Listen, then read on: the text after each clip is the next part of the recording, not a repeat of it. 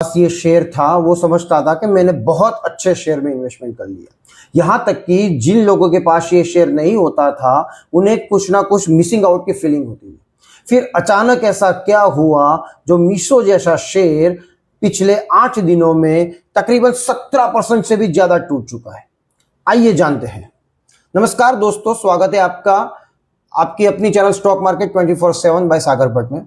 आज हम बात करते हैं मीशो के बारे में। पिछले 8 कारोबारी दिनों में यह शेयर 17% तक टूट चुका है और आज भी दबाव में है।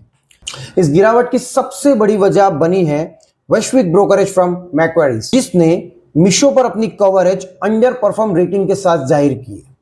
इतना ही नहीं, मैक्वेरीज ने जो टारगेट दिया है वो आप बिलीव नहीं कर सकते। उन्होंने मौजूदा भाव से 23% माइनस में ये टारगेट दिया हुआ है।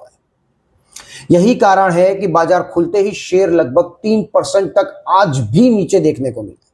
हालांकि बाद में निचले स्तरों से शेयर ने कुछ रिकवरी करने का प्रयास किया है, लेकिन फिलहाल अभी भी शेयर 166-165 के अराउंड ट्रेड कर रहा है। अब सवाल यह है कि मैक्वेरीज आखिर इतने बेरिश क्यों है इस शेयर के पीछे, जबकि उसका फंडामेंटल्स, उसके टेक्निकल सब कुछ अच्छे थे।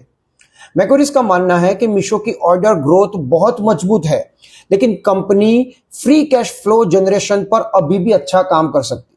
लेकिन चिंता की बात यहां पे है कि एवरेज ऑर्डर वैल्यू लगातार दबाव में है। मतलब जो भी उनको ऑर्डर मिलते हैं और उनकी जो एक एवरेज निकलती है, उनका प्रेशर जो है वो दिन ब दिन उसके ऊपर बढ़ता जा रहा है। अब ब्रोकरेज का मानना यह है कि अगर ऑर्डर की औसतन वैल्यू नहीं बढ़ती तो आने वाले वर्षों में कंपनी की प्रॉफिटेबिलिटी पर भी असर पड़ सकता है। और याद दिला दे कि ये जो एक इफेक्ट होती है ना, वो कंपनी के प्रॉफिट और ईपीएस के ऊपर भी असर पड़ता है। मीशो का आईपीओ 111 पर आया था और लिस्टिंग के बाद ये शेयर ने 254.65 तक का हाई भी लगाया है। तो ऐसा नहीं है कि शेयर पूरी तरह से बुर है, लेकिन मैक्वेरीज का जो मानना है उस हिसाब से देखें तो अभी इनके पास प्रॉब्लम्स आने की गुंजाइश बहुत ज्यादा है। लेकिन उसके बाद शेयर में बड़ी गिरावट देखने को मिली और ये करीब अपने हाई से 50% तक ये शेयर क्रैश हो चुका है। हालांकि अभी भी कई एक्सपर्ट इसमें पूरी तरह से नेगेटिव नहीं हुए हैं। मीशो को जो भी लोग बड़े बड़े एनालिसिस्ट है जो कवर करते हैं, उसमें से अगर रेशियो निकाले तो 10 एनालिसिस में 5 एनालिसिस्ट अभी भी उसको बाई की रेटिंग दे रहे हैं, 3 अभी भी होल्ड कर रहे हैं और 2 ने सेल की रेटिंग दी है। यानी बाजार में अभी भी मीशो को लेकर मिक्स व्यू नजर आ रहा है, पूरी तरह से नेगेटिव नहीं है।